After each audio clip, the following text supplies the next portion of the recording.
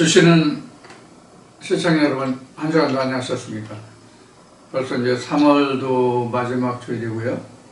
오늘이 3월 26일이니까 다음 주는 4월 예배로 여러분들과 만나 뵙게 되겠네요. 그동안 여러분들과 요한복음을 거의 맞춰가면서 요한복음을 마치면 창세기 말씀을 여러분들과 함께 나누게 될 것이라고 예고를 해드려서 창세기 말씀을 기다리시는 분들이 굉장히 많을 것 같아요.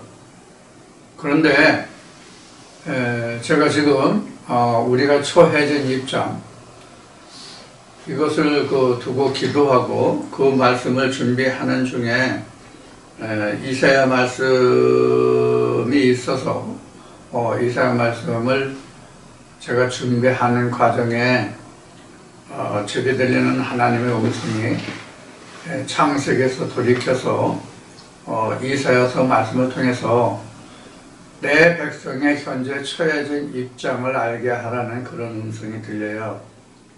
그래서 창세기를 뒤로 하고 하나님이 지금 말씀하시는 이사야서 말씀을 통해서 현재 우리가 처해지고 있는 입장을 말씀하시게 할 것 같아요. 이사야서는 유다와 북이스라엘의 멸망을 앞에 두고 예언한 선지자 중에 한 사람이 바로 이사야입니다. 그래서 주로 말하기는, 신학적으로 말하기는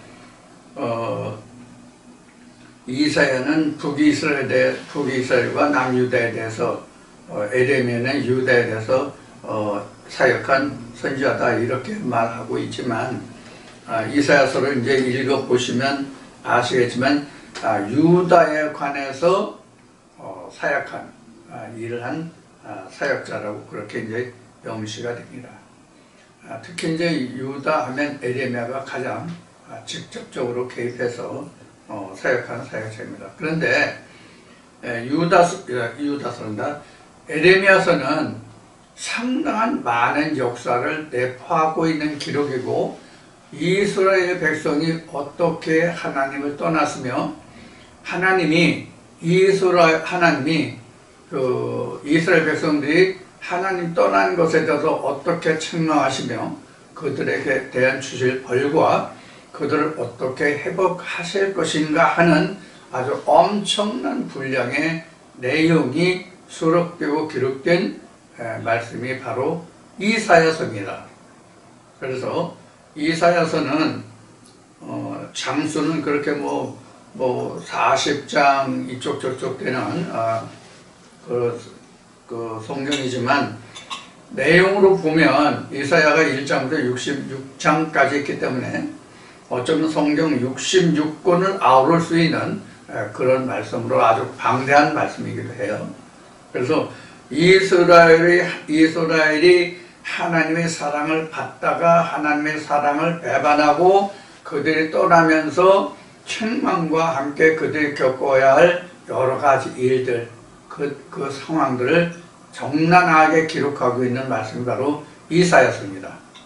그래서 저도 이 이사야서는 성경 공부를 할 때에 이러이러한 내용이 있다, 그리고 필요한 부분만 간추려서 그 말씀을 증거한 것이 다인데, 지금 증거하라고 하시는 이 하나님 음성은 어디까지 저를 이끌어 가실지 저도 모르겠어요.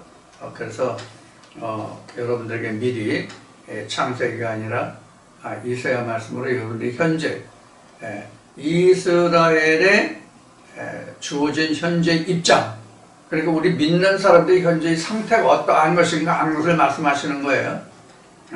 교계에 대한 것도 되고요, 세상에 관한 것도 되고요, 엄청난 내용들이 여기에 같이 함께 수반되어 있습니다. 이러한 내용들을 여러분들이 들으시게 될 겁니다. 그러나 그동안도 하나님이 저를 통해서 어떻게 역사하셨는지를 저와 여러분들이 다 감지하고 있는 사항이기 때문에 그것은 하나님께 맡겨두기로 하고, 자, 이제 내용은 창세기가 아니라 하나님의 창세기를 뒤로 하고 이사야 말씀을 내 백성에게 구하고 그 상황을 알게 하라 말씀하시기로 이제 이사야서를 여러분들과 함께 공부해 나가기로 하겠습니다. 자, 그러면 이제 상황 설명은 충분히 여러분들에게 드렸고요. 이제 하나님이 이사야서를 말씀하라고 하시기 때문에 말씀에 순종하는 의미로 이사야서를 시작하면서 먼저 하나님께 기도를 올리고 이사야서를 시작하겠습니다. 자, 기도드리겠습니다. 생명과 은혜의 아버지 하나님께서 이 종에게 들려 말씀하여 이르시기를 창세기를 뒤로 하고 이사야서를 통하여 내 백성들에게 현재 처해진 입장과 그들을 향하여 할 말씀을 대언하라 하시기로 이제 이 종이 이사야 말씀을 들고 이제 주의 백성 앞에 서게 되었습니다. 아버지, 이사야서는 그 뜻이 너무 깊고 오묘하고 역사적으로도 깊고 또 그에 등장하는 인물들도 많고 상당히 복잡한 말씀들이 많이 들어있는 것으로 이 종이 기억합니다. 아버지께서 아시는 바와 같이 이 종이 처음 출애굽기 4장을 통하여 아버지께서 이 종에게 방언이 임하게 하시고 그 방언을 통하여 아버지의 살아역사심과 아버지께서 친히 이 종에게 함께 하심을 알게 하여 주셔서 신앙생활을 계속하게 하던 중 여러 가지 우여곡절 끝에 하나님의 계심의 그 여부를 알려 하여 교회로부터 내침을 당한 후에 수많은 세월을 아버지께 부르짖고 구하여 원하였던 바 아버지께서 이 종에게 지금 베푸시는 은혜의 말씀을 이 종의 입에 주셨나이다.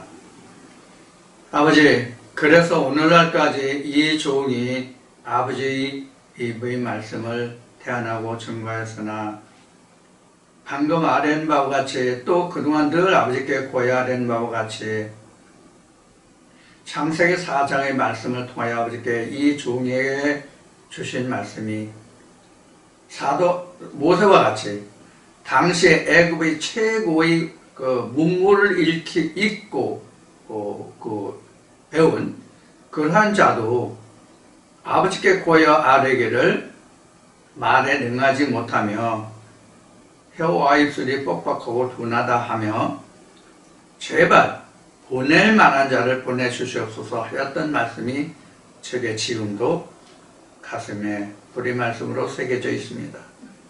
그러면 아버지, 제가 모세보다 큰 자입니까? 아닙니다. 모세와 같은 이도 그렇게 말하였다면 저는 질그릇 중에 깨져서 완전히 부서진 조각과 같은 그러한 존재입니다. 그러나 아버지께서 오늘날 나 같은 인생에게 이 한량없으신 은혜를 부으셔서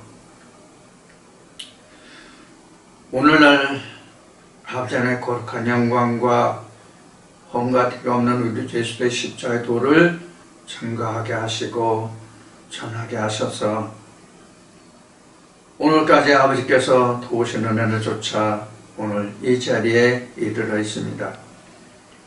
그러한 모든 말씀의 증거가 이 종을에 한 것은 그 아무것도 없습니다. 물론 단어를 찾아보고 어휘를 찾아보고 언어 몇 가지를 찾아보고 이와 같은 것은 있었지만 참말로 아버지의 그 깊은 사정을 인생의 마음으로 그 어찌할 수 있습니까? 더구나 나같이 못나고 어리석은 인생이 배울 것도 없고 참으로 죄악으로 물든 인생이 어찌하자면 그 거룩한 뜻을 깊이 알아 아버지의 사정과 우리 주 예수 그리스도를 말할 수 있었으리요. 아버지께서 말씀에 기록하신 성경 말씀에 보면은 아버지께서 아버지의 비밀인 예수 그리스도를 만세 전에 만대 전으로부터 감추어온 것이라고 하지 않았습니까?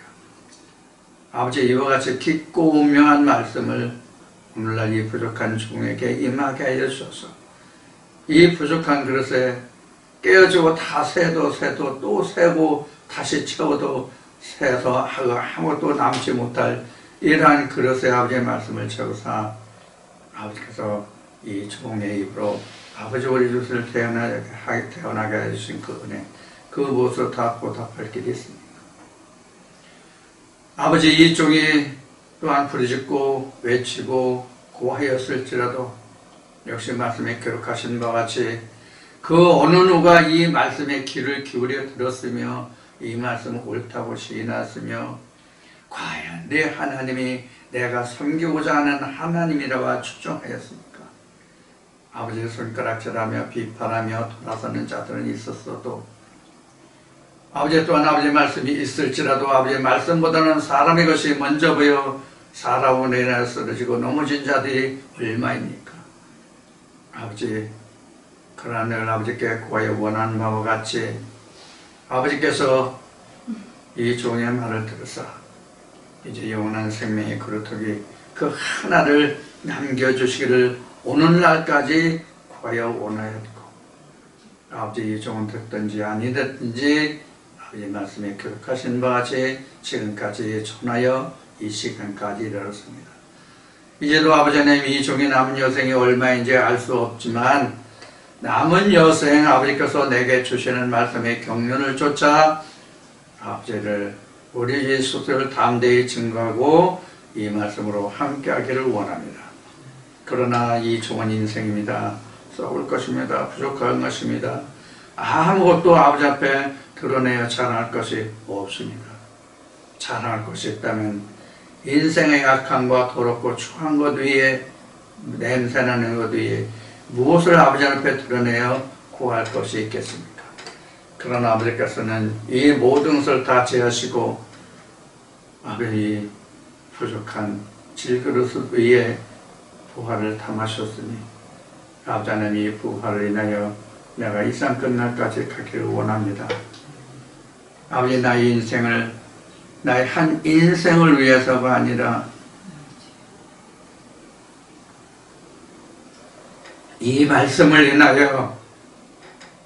이 말씀을 인하여 아버지께서 내게 말씀하신 바와 같이 속히 이 복음이 증거되고 전파되어 속히 이르를 아버지의 나라를 인하여 아버지께서 받으실 그 찬송과 영광을 인하여 아버지의 내 모든 것을 아버지께 부탁합니다. 이제 이 종의 남은 여생이 얼마이겠습니까? 이제 만 70의 중반에 들어 80을 바라보고 있는 나이입니다. 아버지 마음은 오늘도 육신이 연약하다고 주께서 제자들 향하여 말씀하여 이르신 바와 같이 제가 그러합니다. 마음은 오늘도 육신은 사실 연약합니다. 아버지를 좇고자 하는 마음이 있으나 그렇지 못한 때가 너무도 많습니다. 좀 더 눕자 자자 하는 때가 너무나도 많습니다. 그러하실지라도 아버지께서 기왕에 나 같은 인생에 말씀을 주셔서 대안하고 증거하게 하셨다면 이제라도 아버지께서 지난 날을 추억하시고 이 종을 기억하사 다시 한번 이렇게 세워주셨소. 내 영혼을 잠들지 않게 하시고 내 영혼을 깨워주셔서 채찍질하여 주셔서 아버지님 남은 여생만이라도 정녕 아버지께서 내게 담으신 그 말씀의 은혜를 좇아 만 유감 없이 육신이 부서질 때까지 아버지와 우리 주 예수를 대안하는 대안의 그릇으로 삼아주시기를 원하며 이로써 언제나 아버지께 구하여야 하는 바와 같이 이 종의 입에 아버지 입에 함께 해주시고 주의 성령의 감동 역사하심으로 함께 하셔서 사람의 것과 나의 것과 세상의 것은 다 지하시고 오로지 아버지께서 주의 백성들 향하여 권면하시고 당부하시고 이르실 마땅한 말씀만을 증거하고 대안하게 하여 주시옵소서. 또한 믿고 구하여 원하옵는 것은 아버지께서 이사야 선지자를 통해 말씀하신 바와 같이 내정 선지자에게는 모든 것을 미리 보이고 나타내지 아니하여서는 결코 행사함이 역사함이 없느라고 말씀하신 말씀을 믿사오니 아버지의 이 종이 행할 때 먼저 아버지가 앞서 행하시고 역사하셔서 아버지의 팔자를 쫓아 아버지 하나님을 청종하여 가는 발걸음 되게 하시고, 이로써 주의 백성들도 아버지의 발걸음만을 청종하는 자들 다 되게 하여 주시기를 원합니다. 아버지 하나님, 이로써 사람의 것과 세상의 것을 제하시고 온전하고 순전하고 거룩하시며 영원부터 영원까지 거룩하신 만군의 자님이 거룩하신 생명의 외길로 첩교만 행하고 이루고 아버지의 보좌에 이르길 수 있게 하여 주시기를 원합니다. 오늘도 아버지께서 이 종의 기도를 들으심을 감사하며, 아버지 오늘도 이 종의 말씀으로 귀를 기울이고 이 종의 입으로 증거하는 말씀을 기다리고 기다리는 그 영혼들에게 아버지 친히 방문하여 주셔서 저들의 기도를 들어 응답하여 주심과 저들의 아픔과 고통과 시련과 모든 인생의 질구를 가지고 있을 줄 아옵니다.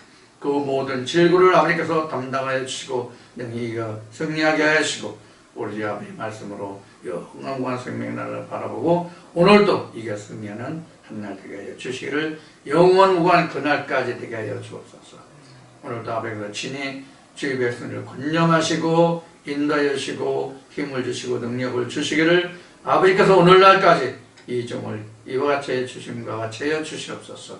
오늘도 모든 감사 영광을 아버지께 올리고 이 생애서를 마치는 그 순간까지로 아버지께서 이 종과 함께 하실 줄 믿고 이 말씀을 아버지 손에 부탁하고 예수님의 이름으로 기도드립니다. 아멘. 좀 마음이 좀 울컥하네요. 자, 이제 오늘 이제 기도인 바 같이 이제 이사야서를 이제 시작하고, 이제 이사야서 이제 첫 시간 이제 기도로 좀 시작을 했고요.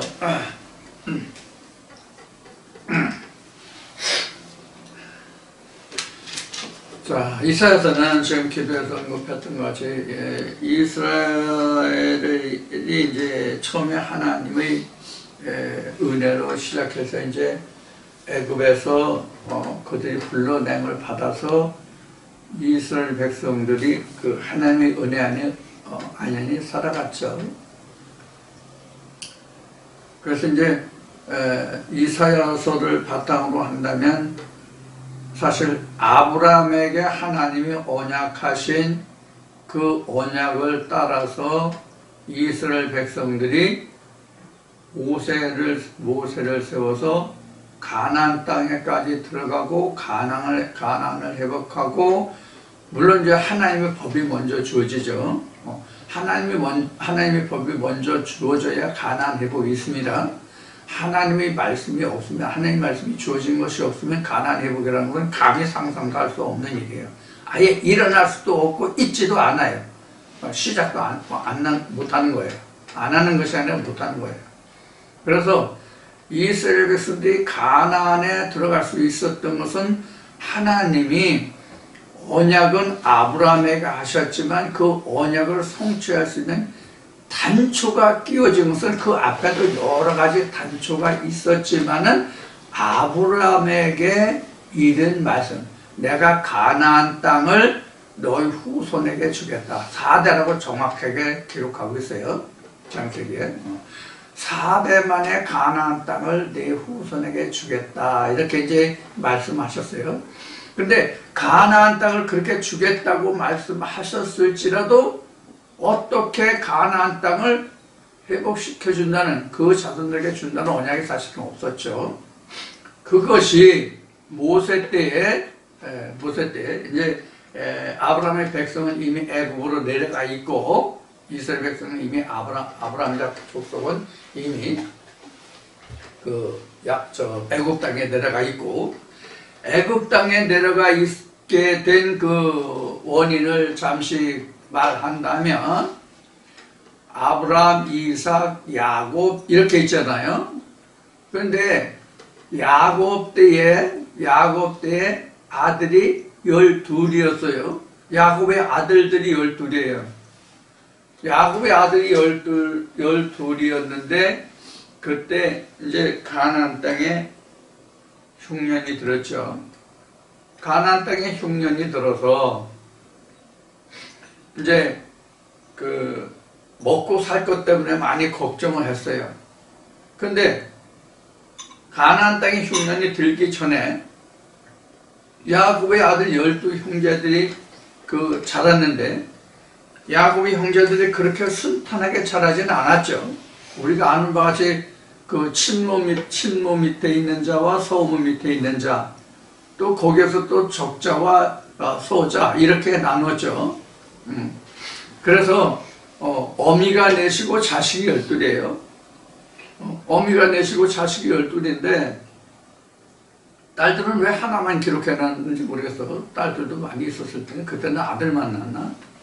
어쨌든 아들이 12에 딸이 하나에 디나라 하나 있었는데 이 아들들이 좀 알력이 있었죠. 오늘날 같이 한국의 콩쥐 팥쥐와 같은 그런 소모와 계모죠. 계모와 같은 그런 계모는 아니었던 것 같아요. 그렇다고 아주 남몰라라는 그런 계모도 아니고, 그렇다고 친구와 같이 도와주는 그런 것도 아니고, 그런 가정 살림이에요. 중동의 삶이 지금도 그렇게 살아가는데,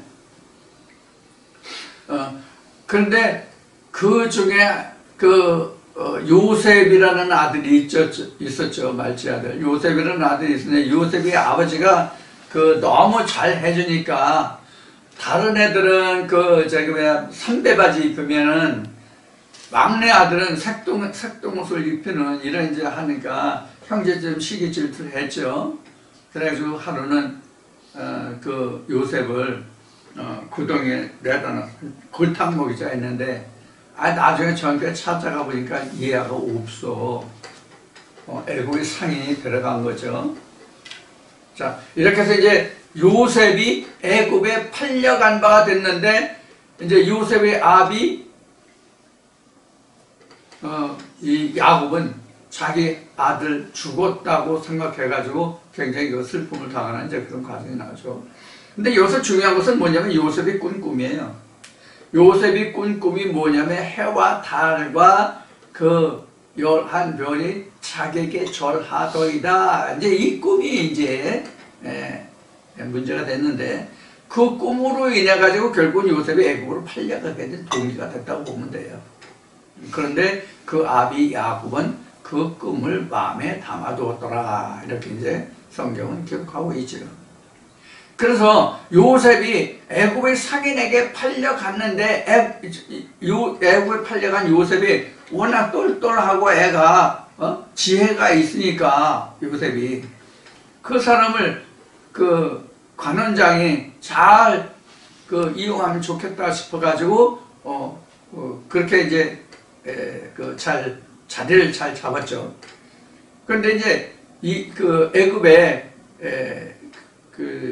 여러 가지 나라에 사정 있을 때에 요셉이 옷 꽂는데 꿈풀이를 인해 가지고 바로 나중에 파리한 싹 7개 파리한 소와 살진 소 7마리 해가지고 그 꿈풀이로 인해 가지고 그럼 어떻게 우리가 대책을 세우면 되겠느냐 해서 이렇게 하면 된다 해가지고 결국은 애굽의 대신 최고의 총리가 당시엔 여러 명이 있었는데 가장 최고의 총리의 자리까지 올라가죠. 그때 야곱의 아들들이 애굽의 양식을 구하러 와서, 그때 양식을 총리가 담당했으니까 그때 총리가 담당했는데 바로 요셉이 가장 우두머리 행정관이었죠. 그래서 와서 보고 이거 형제다. 그걸 알고 가서 아비 야곱에게 알리고, 그래서 나중에 아비까지 다 애굽으로 와서 고센 땅에서 양치기를 하면서 이스라엘 백성들이 가나안 땅에서 애굽 땅으로 오게 된 거죠. 여기에서부터 출애굽이라는 일이 시작된 거예요. 애굽에 종살이를 하고 있으니까, 애굽에서 이것은 출애굽이라는 이야기가 시작된 거예요. 그래서 당시에 애굽에서, 당시라는 것은 애굽이에요. 애굽에서 히브리인들의 여자가 아기를 낳으면 딸은 살리고 아들은 죽였던 시대에 모세는 애가 태어났는데 너무 애가 잘나고 아주 준수하다 이렇게 나왔는데, 준수해 너무 잘나고 예뻐서 이게 산파가 가서 아들은 낳으면 죽이고 딸은 낳으면 살리라는데 너무 아까우니까 안 죽였어. 그래가지고 이제 나일강에 이제 갈대 상자를 만들어서 모세를 강에 띄워 보내죠. 강에 띄워 보내서 그 갈대 상자가 떠내려가는 그 와중에 애굽의 공주가 마침 목욕하러 왔다가 그 갈대 상자를 건져보니 예쁜 아기가 있는지라 애굽의 공주가 그 아이를 건져서 이름을 모세라고 지었어요. 그러니까 갈대 상자에 담아서 버리기 전까지는 이름이 없었다고 봐야 돼. 성경에 나타나는 건 그래요. 처음부터 모세라고 지었는데 바로의 공주가 건져가지고 모세라고 줬다라고는 기록하고 있지 않으니까 그 전에는 이름이 없다가 얘가 이렇게 해서 떠내려가다가 구원을 받아서 살면 살고 죽으면 죽고 이런 상태였잖아요. 근데 이제 마침 이제 바로의 공주가 그것을 보고 갈대 상자를 건져서 이제 그 애를 보니까 애가 그러니까 자기가 데려다 키웠단 말이에요. 그래서 모세라는 말은 사실은 건져냄을 받았다 이 뜻이에요. 그래서 모세라는 말이 우리가 기독교에서 쓰는 말 중에서 침례와 세례라는 말 하잖아요. 침례와 세례라는 말을 하는데 모세라는 말이 바로 침례와 예수예요. 근데 침례에 가까워요. 침례라고 해야 맞아요. 물에서 건져냄을 받았다. 그래서 우리가 침례교에서는 사람을 완전히 물에 들어가서 상체까지 담갔다가 이렇게 상체를 들어 올려주는 이제 그런 예식으로 이제 침례를 받았다고 얘기하고 우리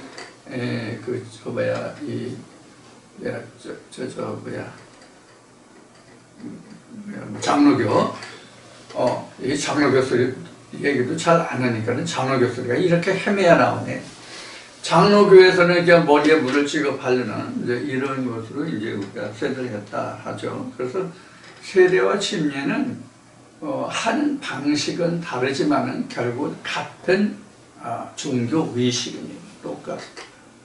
근데 이제 이건 이제 말씀을 진행하면서 또 여러 번 나오게 될지 모르겠는데 세례와 침례는 의식으로 행하는 세례와 침례는 이미 영적으로 세례와 침례를 받았다는 증거예요.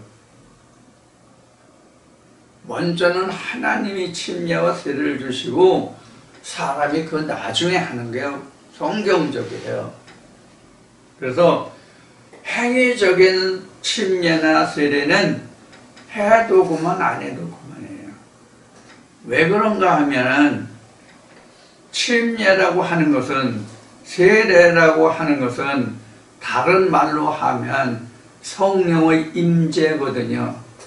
우리 사람으로 말하면 잉태되는 것과 같은 것이거든요. 그러면 그 잉태되는 것을 본인이 알지 제3자가 먼저 아냐고요. 아니잖아요. 네. 그래서 먼저 잉태된 것이 나중에 그 증거로 나타날 때 비로소 아는 게 사람이야. 그러니까 사실 세례와 침례는 사람이 하는 것이 아니라 하나님이 해주시는 거다. 이게 정상이에요. 근데 모든 교회에서 목사들이 웬만하면 침례하고 살해하려고 세례하려고 그러죠. 이거 영적인 것이 없기 때문에 사람이 그냥 너 세례 받았어, 침례 받았어 하는 것과 똑같은 거예요. 하나님으로부터 침례나 세례를 받으면 그 증거가 시간이 지남에 따라서 나타납니다.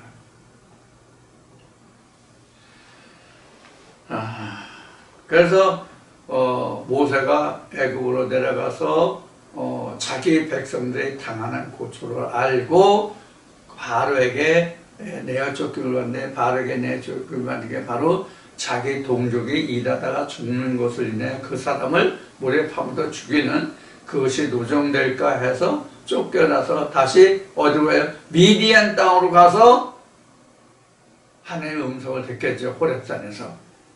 그래서 이스라엘 백성들 앞에 보냄을 받게 되는데 출애굽기 3장 4장이 이제 그 장면이죠.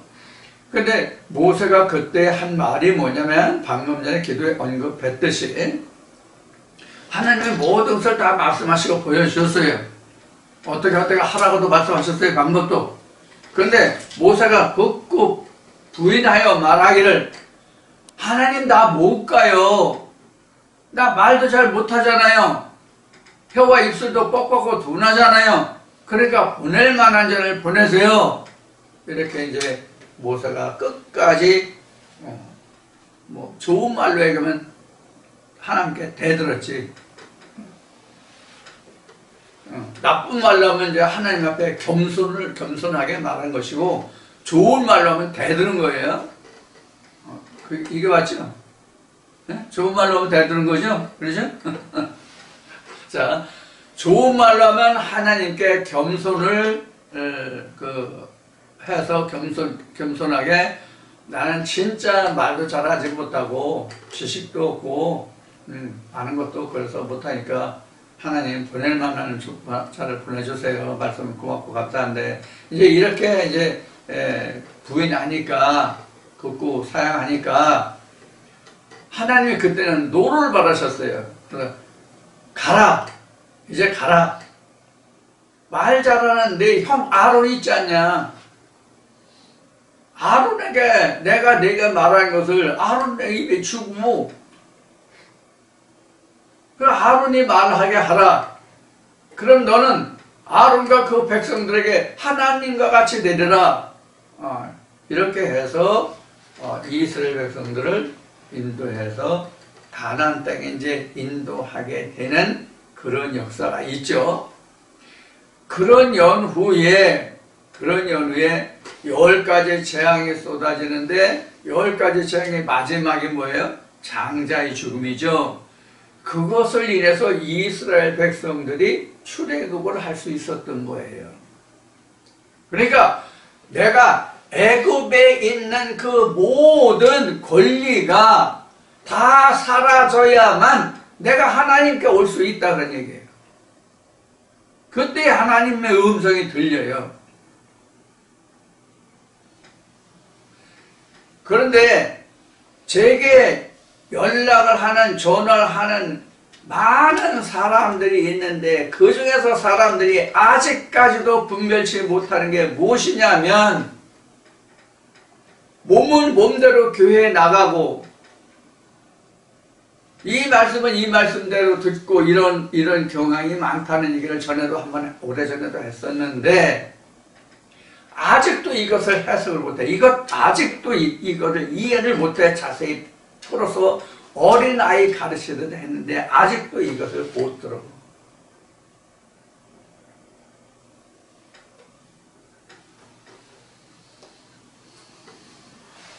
내가 A라는 교회에 홍길동이라는 목사가 있는데 홍길동 목사에 내가 출석을 해. 그리고 어쩌다 들어보니까 유튜브에 이태수 동영상이 있어. 들어보니까 뭐 그럴싸하고 뭐 좀 들어볼만해. 그래서 들었어.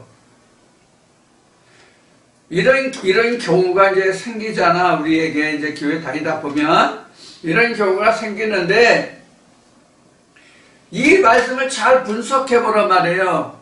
어느 게 옳은지 그른지를 그러면 내가 이미 출석하던 교회가 옳은지 그른지 지금 이 태도로는 저 사람이 하는 게 맞는지 틀리는지를 구분하라고 먼저. 그럼 내가 어느 말씀을 들어야 되겠다는 기준이 생길 거 아니야. 그러면 기준이 섰으면 둘 중에 하나는 끊어야지. 먼저 다니던 게가 내가 맞다 옳다라고 하면 이 태수를 끊고, 이 태수가 옳다 맞다라고 하면 이 태수가 맞다 옳다 그러면 먼저 그걸 끊고 그래야지. 그러면 자기 마음이 어디에 말씀을 들을 거라를 결정하면 11조도 헌물도 그곳으로 가야 맞다 이거예요. 이게 제일 껄끄러서 저 11조 헌금하면 이게 여러분들이 아직도 오해가 너무 많아서 이 얘기를 참 하기가 싫은 부분이 하나인데, 자 그러면 이 이야기는 왜 하는가 하면 이게 이사야 이제 30장 31장 하면 이제 본격적으로 나와요. 본격적으로 나오는데 그 전에도 이제 다른 말씀으로 이제 나올 거예요. 이제 오늘 1장에도 이제 오늘만 얼마 시작을 못하겠지만 이제 인입 부분이니까 여러 가지 정황 설명을 드리니까 다 하진 못하겠지만, 그렇게 되면 바로 뭐가 되냐면 두 신을 섬기는 것이 되는 거예요. 말씀이 같으면 사람은 틀려도 한 신을 섬기는 거예요. 사람은 10명 100명이라도 말씀이 같으면 똑같으면 그건 한 신이에요. 그런데 한 사람 이상 두 사람뿐이 없을지라도 1번이라는 사람과 2번이라는 사람이 주장이 틀리면 둘 중에 하나가 맞거나 틀리거나 아니면 둘 다 틀리거나란 말이에요. 경우를 따지면 둘 다 맞거나 아니면 둘 중에 하나는 맞거나 이런 거란 말이에요. 그러면 맞는 것을 쫓아서 가야 맞는 거잖아. 그래서 성경은 이렇게 이야기하고 있는 거예요. 이제 이사야 31장, 이제 30장으로서 31장 가면 나오겠지만, 너는 도움을 구하러 애굽으로 가지 마라.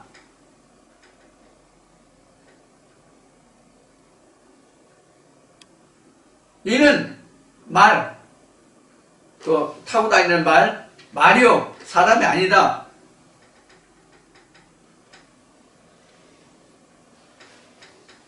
이런 말을 위해서 도와주는 자, 또 도움을 받는 자는 둘 다 망하리라. 이렇게 성경을 말씀하고 계신단 말이에요.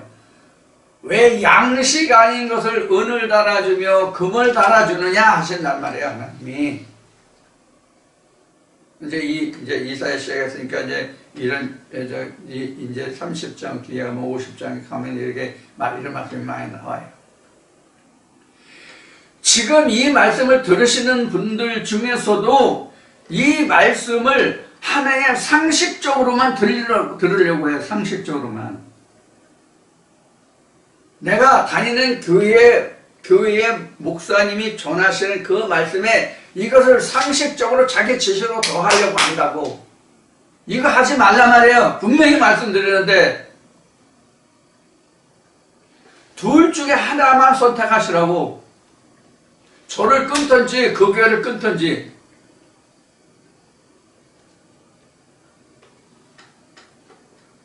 이것이 우리가 세상으로 말하면 뭐가 같으냐면, 연애할 때는 많은 이성과 교제해 볼 수 있어요. 연애할 때는 많은 이성과 교제해 볼 수 있어요. 즉 내가 알아볼 때는 이게 저게 많은 교회를 가볼 수 있다고. 그런데 그 중에서 자기가 원하는 하나님이 어디 계신가를 판별해야 되잖아. 아무데나 가라고 어느 교회든지 말하지 않는단 말이에요. 말은. 그럼 자기가 가장 합당하다고 하는 교회를 가잖아. 그 교회 내가 갔어. 그런데 그런데 지금 이 말씀이 또 들렸어.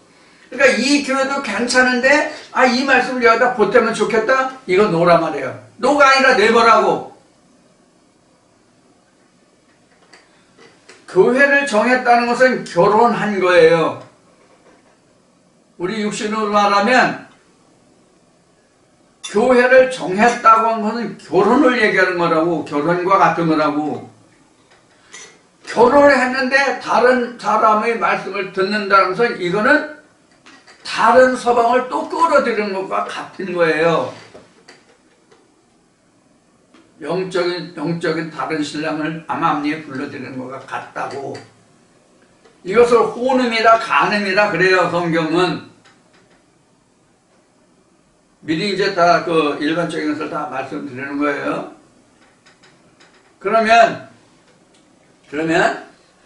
세상적으로는 남자가 그 직장 생활해서 돈을 벌, 지금은 이제 맞벌이 부부들이 뭐 대부분이지만 젊은 세대는 남자가 돈을 벌어서 가족을 부양하잖아요. 우리 세대는 다 남자들이 직장 생활에서 뭐 처자식 다 부양해서 우리 때는 이제 저 맞벌이 하는 사람이 이제 거의 없었어요. 있긴 있었는데 진짜 많지 않았어요. 손에 꼽을 정도였는데 지금 부부들은 거의 맞벌이 하잖아요. 그러면 이제 그건 세상 얘기고 우리 이제 그 영적으로 하면 남편은 돈을 벌어다 준단 말이에요. 즉 말씀을 그 양식이니까 그게 먹거리잖아, 재산이잖아. 그러면 이 남편도 돈 벌어다가 아내한테 주고 저 남편도 돈 벌어다가 아내한테 주고 이게 말씀이란 말이에요. 지금 돈 벌어다라는 것은. 그럼 이 남편은 이 말씀을 가져오고 저 남편은 저 말씀을 가져와. 그럼 이 둘을 섞으면 어떻게 돼? 둘을 섞으면 어떻게 되겠냐고. 이게 세상적으로 얘기하면 두 씨를 섞는 거라고. 두 씨를 섞는 거.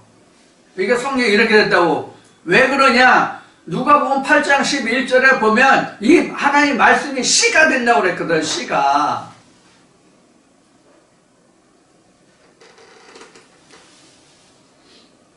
그래서 성경에서 간음한다고 하는 것이 여자들이 남자들이 나가서 저 결혼해서 정해진 그 파트너하고 성적 관계를 맺는 것을 간음한다, 혼음한다라고 얘기한 게 아니에요, 성경은. 그건 세상적인가 그래요. 세상적인 것은 세상대로 세상의 법이 있어서 세상의 법이 주장한다고.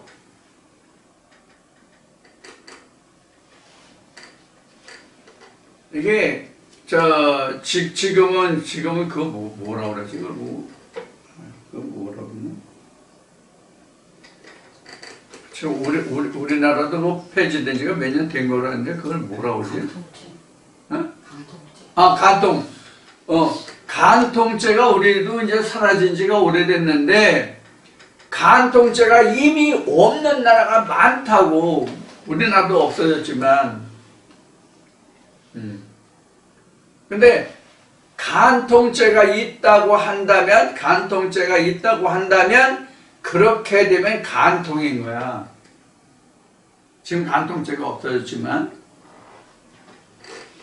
이제 간통죄가 없어지니까 지금은 간통죄는 형사소송법인데 간통죄는 지금 간통죄가 없어지니까 불륜에 대해서 지금 심판하는 것이 뭐냐면 민사심판으로부터 행정소송법으로 넘어갔단 말이에요, 지금.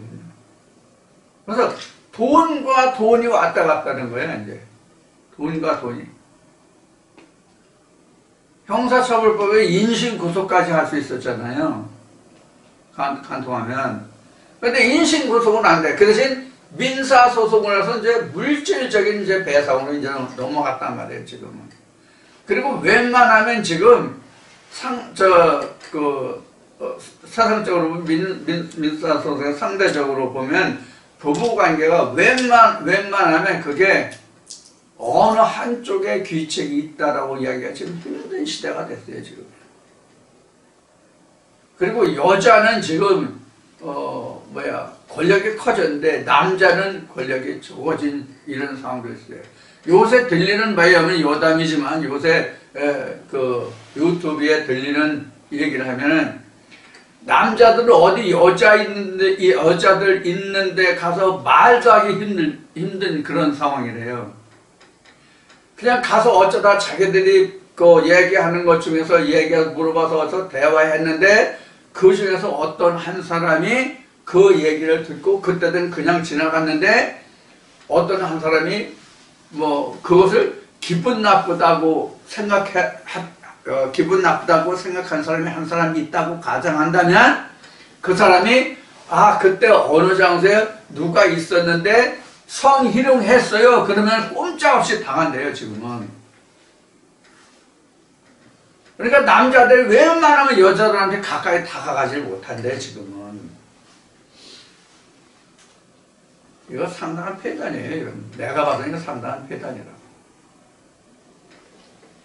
이게 결국은 남녀의 대화를 끊어놓게 되잖아. 남녀의 대화를 끊어놓게 되잖아. 그 영국인가 어느 말하기를 이런 얘기를 했죠. 정치가가 농담이 없으면 인생에 살아가는 맛이 없다. 농담이 없으면. 자, 이제 그런 시대에 와 있습니다. 그래서 이스라엘 백성들이 이렇게 가나안 땅에 들어가가지고 우여곡절 끝에 이제 모세가 그런 여정을 거쳐서 내가 쫓기게 되잖아요. 내가 쫓기게 돼서 미디안 지방에서 객일에서 남의 집에 이드로 그 미디안 지방의 제사장의 이드로 집에서 그 집 양을 쳐주면서 호렙산에서 하나님 음성을 듣게 되죠. 그렇게 해서 다시 그가 애굽으로 와서 이제 출애굽기 3장 4장을 거쳐서 그가 다시 애굽 땅으로 와서 이스라엘 백성을 인도해서 가나안까지 가죠. 그래서 호렙산에서 시내산에서 이제 하나님을 섬기는 이제 그런 결과가 오죠. 그런 많은 우여곡절을 거쳐서 이스라엘 백성들이 광야에서 얻은 게 뭐예요? 광야에서 얻은 게 뭐예요? 십계명이에요. 그래서 맨 처음에 언급한 게 그거예요. 하나님이 계셔야 우리가 가나안 땅을 들어갈 수 있다는 이야기를 한 게 바로 그런 의미예요.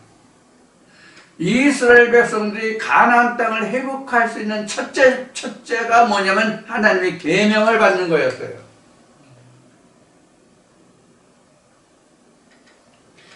하나님의 계명을 받고 하나님이 이스라엘 백성들을 연단시키기를 광야에서 40년을 하셨어. 참을성을 보신 거예요. 이스라엘 백성들의 참을성을 보신 거라고. 40년. 그렇게 해서 40년을 거쳐서 요단을 건넜어. 요단을 건너서 우리가 성경에 나타난 기록으로 보면 일주일간 여호수아와 함께 여리고성을 돌아. 여리고성이 너무 견고해서 무너뜨릴 수가 없어. 이스라엘 백성들의 힘으로는. 그래서 여리고성을 일주일간 7일간 돌잖아. 일곱째 날만 일곱 번 돌고 나팔을 불어서 무슨 성이 넘어졌어요? 말리장 성이 넘어졌어요? 여리고 성이 넘어졌어요.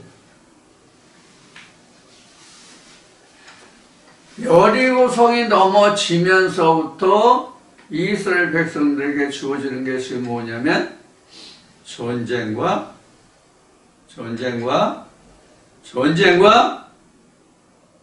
땅의 회복이에요. 그럼 왜 전쟁이 필요하냐? 땅의 회복을 위해서 전쟁이 필요해요.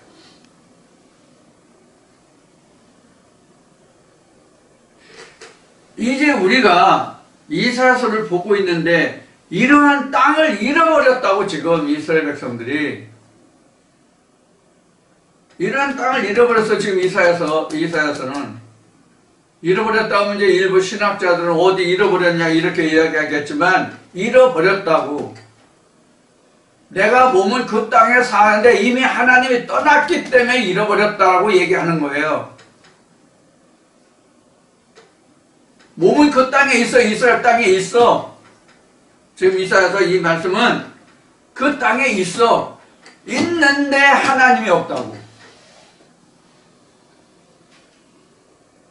하나님이 그렇게 해서 가나안 땅을 하나님이 예루살렘으로 세워놨는데 예루살렘이 되지 않게 해버렸단 말이야. 껍데기는 있는데 알맹이가 없다고.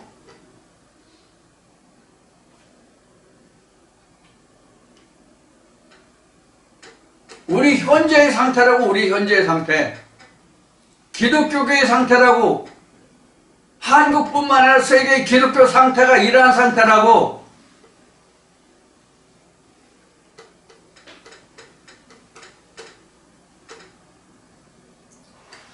교회 말하면 하나님의 잔이 넘친다, 뭐 복이 넘친다, 은혜가 넘친다, 우리는 하나님의 복을 줘서 뭐 땅이 몇만 평, 돈이 몇 백억.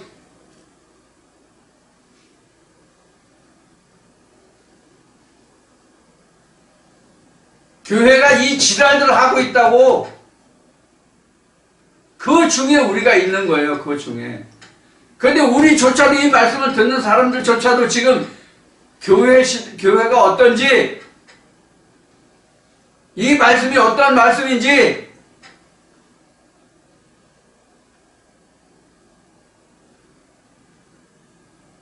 제대로 구분을 못하고 있다.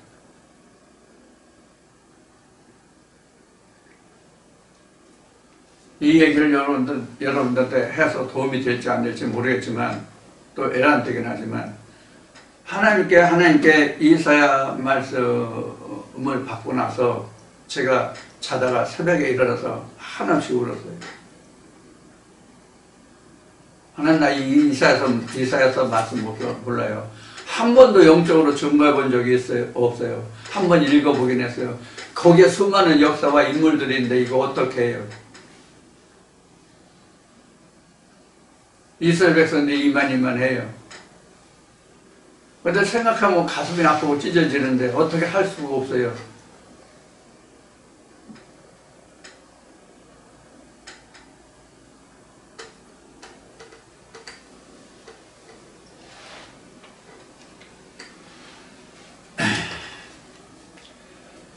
모르겠습니다. 이 말씀을 증거하면서 그때도 말씀드렸고 그때도 말씀드렸고 지금도 얘기했듯이 하나님이 어떻게 나올지 모르겠어요. 그래서 중간중간 이제 그 스토리를 좀 이야기해야 되는데, 이렇게 해서 이제 이스라엘 백성들이 가나안 땅에 들어가서 우여곡절 끝에 가나안 땅을 차지해서 각지파별로 땅을 분배받아서 살아갔잖아요.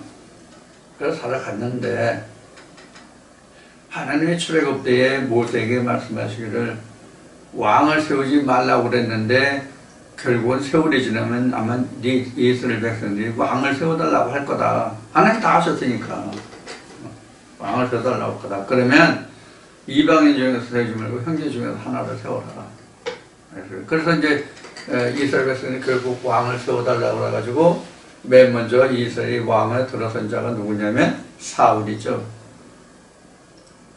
그 다음에 들어선 자가 이제 다윗이고, 다윗 다음에 솔로몬이었어요.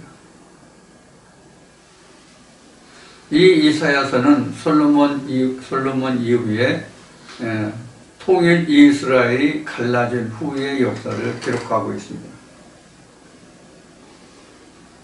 이제 사울, 다윗, 솔로몬도 여러분들에게 언급할 때가 다시 또 오겠지만, 이러한 그 역사적인 배경을 거쳐서 이스라엘의 솔로몬 때에 북이스라엘과 남유다로 분리가 되면서 북이스라엘의 10지파가 분배가 되고, 유다의 베냐민 지파와 그 유다 지파 두 지파가 남게 되면서 이제 갈라진 역사가 바로 북이스라엘과 이제 남유다의 역사예요.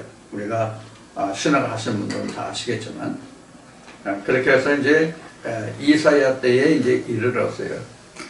그런데 이 이사야서는 오늘 여기까지 언급하고 좀 잠시 쉬었다 다시 하겠지만 다시 할 텐데, 이사야서는 예수 때만 예수로부터만 해도 지금 2000년이 넘었잖아요. 그러니까 이사야 때는 지금 3000이 훨씬 넘는 얘기예요. 그러면 이 역사적인 그 고찰을 우리가 어떻게 볼 것이냐 할 것인데, 이 고찰을 성경은 우리가 또 세상 사는 것은 시제라고 해서 현재, 과거, 미래 이 세 때가 있습니다.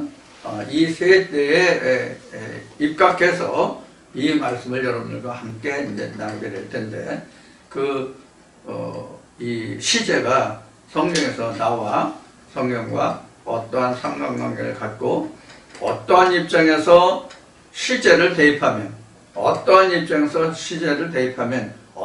결과가 오는지, 그 시제가 과연 어떤 변화가 있어야 되는지 아니면 변화가 없어야 되는지, 이런 문제들까지 아마 살펴보게 될 겁니다. 그래서 우리가 성경을 좀 더 입체적으로 구체적으로 살펴보는 그런 시간으로 엮어질 것 같습니다. 다시 말하지만 이 성경은 내가 이끌어가는 것이 아니라 하나님이 이끌어 가시는 대로 저는 쫓아갈 뿐입니다. 여러분들 양지하시고 들어주시길 바라고 잠시 쉬었다 다시 만나겠습니다.